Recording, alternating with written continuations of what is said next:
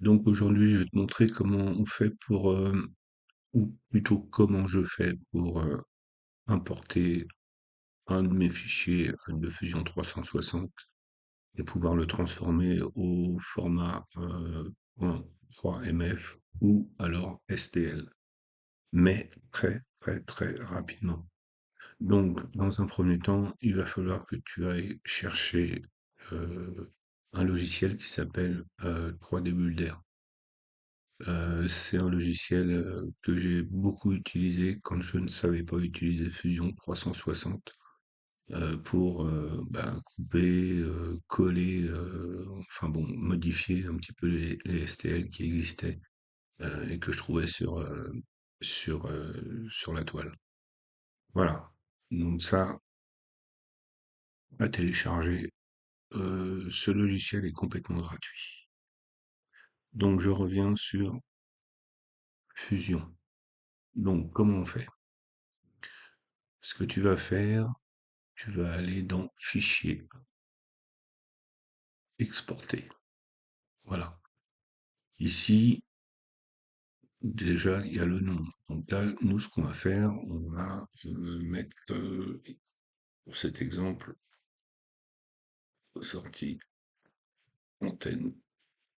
Voilà. Essai.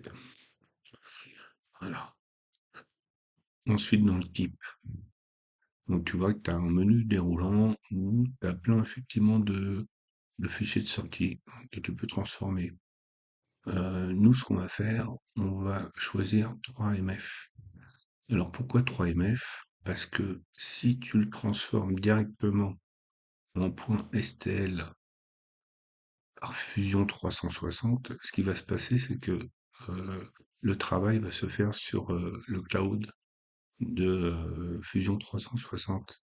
Et donc, tu vas récupérer ton fichier, mais tu vas avoir un temps d'attente relativement long.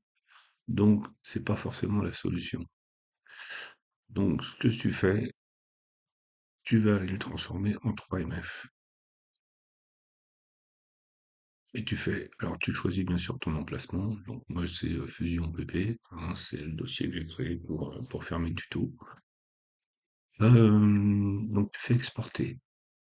Et là, tu vois, le fichier, tu l'as tout de suite. Donc, tu fais ouvrir l'emplacement. Voilà. Et comme tu as installé Bulliard 3D, tu cliques deux fois dessus. Voilà. Et tu l'as le fichier. Tu as le fichier en 3MF. Donc si tu veux le transformer en fichier STL, ben, il n'y a rien de plus simple. Tu fais menu, enregistrer sous, tu choisis ton format, STL, voilà, et tu fais enregistrer. Voilà, c'est terminé.